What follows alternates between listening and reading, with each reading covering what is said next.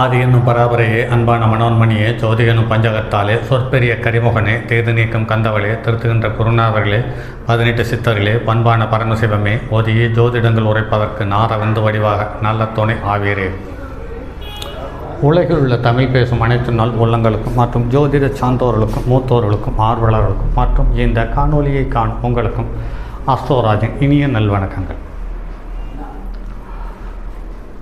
ஜோதிடம், ஆன்மீகம், வாழ்வியல், மருத்துவம் என்ற 4 தலைப்புகளில் தொடர் காணொலிகளாக கொடுத்து வருகிறோம். அந்த வகையில் இன்று ஜோதிடம் சார்ந்த ஒரு பிரிவிலிருந்து மற்றும் ஒரு காதல் திருமணம் சார்ந்த பதிவு.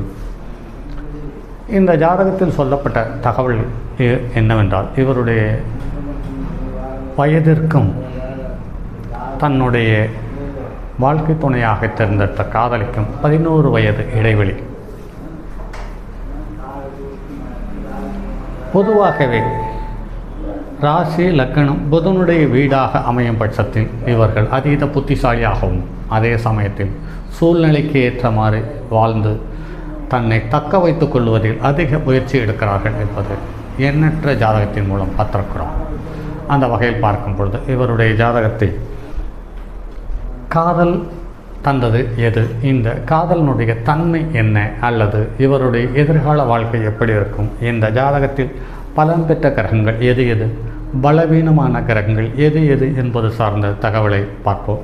இந்த ஜாதகத்தில் காதலை தந்த கிரகம் எது என்பது தான் இங்கு முக்கிய கருத்தாக எடுத்துக்கொள்கிறோம்.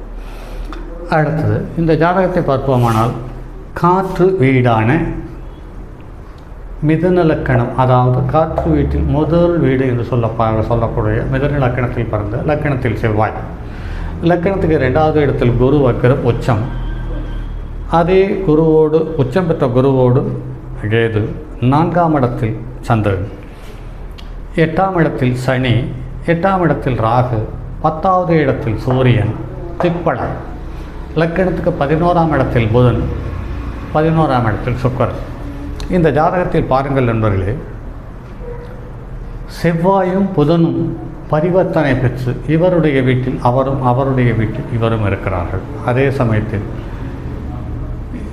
லக்கண புள்ளி என்று பார்க்கும் பொழுது மிருகசீரிஷம் செவ்வாயினுடைய நட்சத்திரத்தினுடைய சாரத்தில் இருக்கிறது, அதாவது 6-11 சாரத்தில் இருக்கிறது. ஆனால் இயல்பு வாழ்க்கைக்கு முரணான வாழ்க்கையின் மீது இவருக்கு அதீத ஈடுபாடு வந்தது. 6க்குரியவனும் 11க்குரியவனும், 6க்குரியவன் எதிரி, 11க்குரியவன் பாரகாதிபதி, அவனுடைய கட்டுப்பாட்டில் இந்த லக்கணமும் லக்னாதிபதியும் இயங்குகிறார்கள் என்பதால் இவர் இயல்பு வாழ்க்கைக்கு முரணான அல்லது கடினமான சூழ்நிலை தரக்கூடிய வாழ்க்கை துணையை தேர்ந்தெடுக்கிறார் என்பது மேலும் ஒரு கூடுதலான தகவல். இலக்கணத்துக்கு 2ஆம் இடத்தில் குரு, லக்கணத்துக்கு 10ஆம் இடத்தை பார்த்து சிவராஜ யோகத்தை பெறுகிறது. உச்சம் பெற்ற குரு சூரியனை பார்க்கிறார் என்பது சிறப்பான விஷயம் என்றாலுமே கூட, லக்கணத்துக்கு 7க்குரியவன் தனது ஸ்தானத்துக்கு 8இல் உச்சம் பெற்று வலுவான அமைப்பை பெறுகிறார். இவரை விட அந்த பெண் இளையவளாக இருந்தாலுமே கூட அந்த பெண்ணினுடைய கட்டுப்பாட்டுக்குள் வாழ வேண்டிய சூழ்நிலையில் இவர் இருக்கிறார்.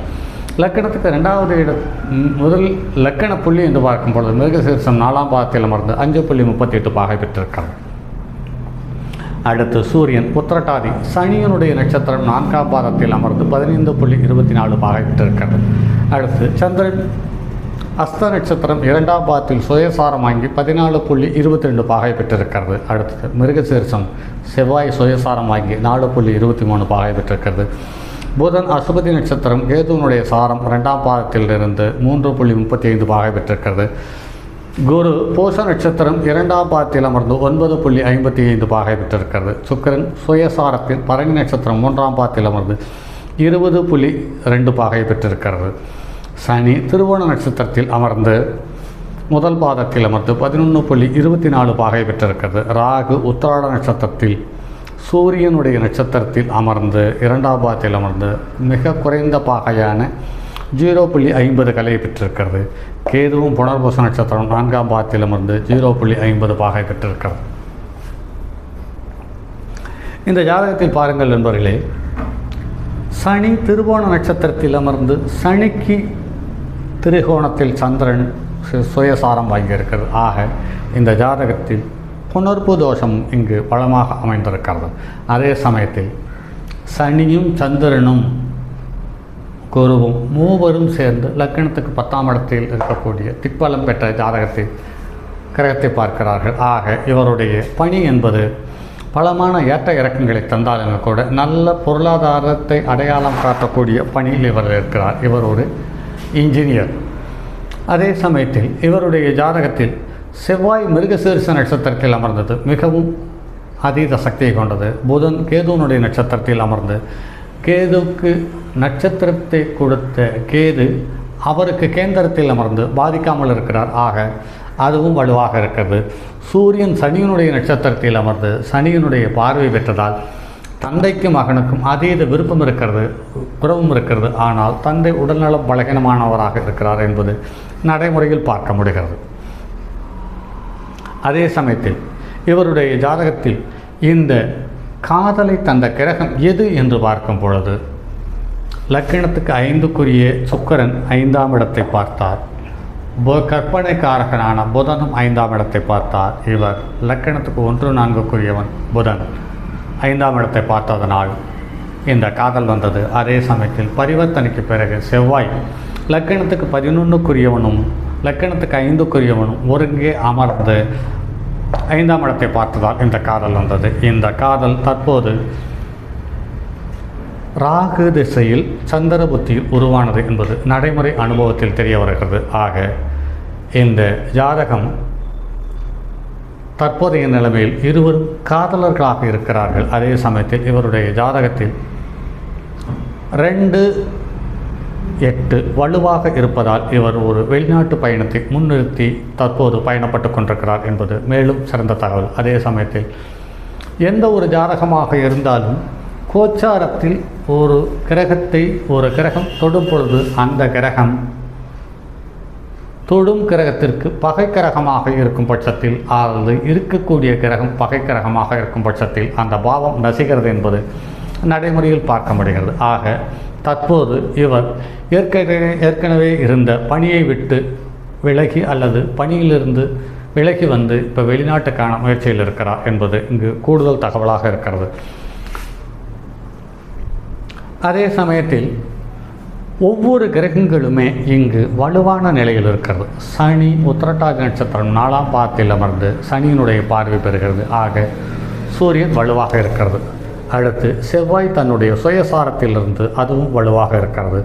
குரு சனியனுடைய நட்சத்திரத்தில் அமர்ந்து சனியனுடைய பார்வை பெறுகிறது. ஆக குருவும் வலுவாக இருக்கிறது. புதன் பூச நட்சத்திரத்தில் இருக்கிறது.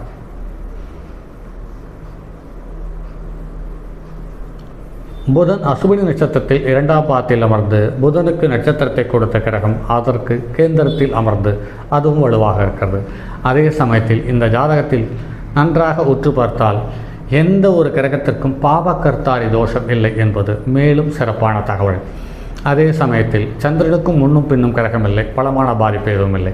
அதே சமயத்தில் குருவுக்கு முன்னால் அதாவது செவ்வாயை கடந்த குருவாக இருக்கிறார். ஆக இது ஒரு பக்கம் மட்டும் குருவுக்கு 12இல் மட்டும் செவ்வாய் இருக்கிறது, அது பாதகமான நிலையாக இருக்கிறது. அதே சமயத்தில் சுக்கிரனுக்கும் புதனுக்கும் 12இல் சூரியன் இருக்கிறார், அதுவும் சற்று பாதகத்தை தருகிறது. அதே சமயத்தில் எந்த ஒரு கிரகமாக இருந்தாலும் தான் நின்ற வீட்டிற்கு முன்னும் பின்னும் பாப கிரகங்கள் அமர்ந்தால் அது பலமான பாதிப்பையும் சங்கடத்தையும் தருகிறது. அப்படிப்பட்ட அமைப்பு இந்த ஜாதகத்தில் எதுவும் இல்லை என்பதுதான் இங்கு மேலும் சிறப்பான விஷயம். அதே சமயத்தில் குரு 9 பாகையில் இருக்கிறது, கேது 0.5 பாகையில் இருக்கிறது. அந்த வகையில் பார்க்கும் பொழுது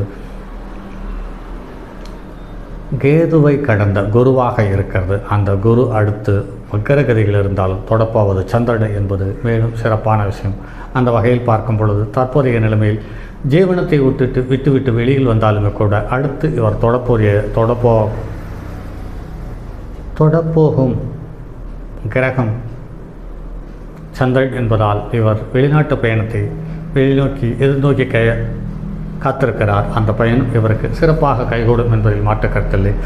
அதே சமயத்தில் லக்கினத்துக்கு 4ஆம் இடத்துக்குரிய கிரகம் 4இல் சந்திரன் அமர்ந்து லக்கினத்துக்கு 4ஆம் இடத்துக்குரிய கிரகம் 4ஆம் இடத்துக்கு 8இல் இயல்பாக அமைந்து பரிவர்த்தனையில் 4ஆம் இடத்துக்கு 10ஆம் இடத்தில் கேந்திரத்தில் அமர்ந்து ஆட்சி உச்சம் ஆட்சி மூலத்திரிகோணம் பெற்றது மட்டுமல்லாமல்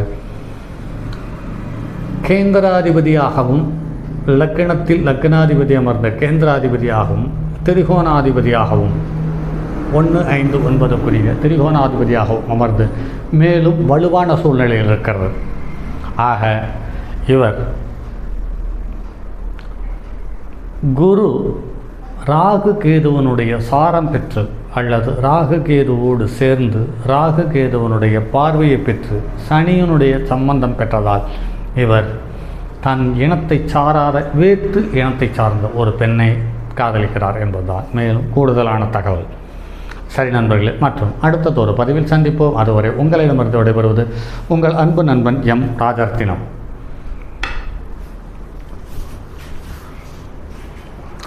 தங்கமான் மழுவோடேந்தி தன்மதி தொழில் கொண்டோர் மங்கையர் பதிக்கச் சொன்ன மாமூலி ஜோதிடத்தை இங்கு யாம் உரைப்பதற்கோர் இமை என்னும் பிழை வராமல் காக்க செங்கன் மால் முருகன் யானைச்சிறன் பதம் காப்பதாமே.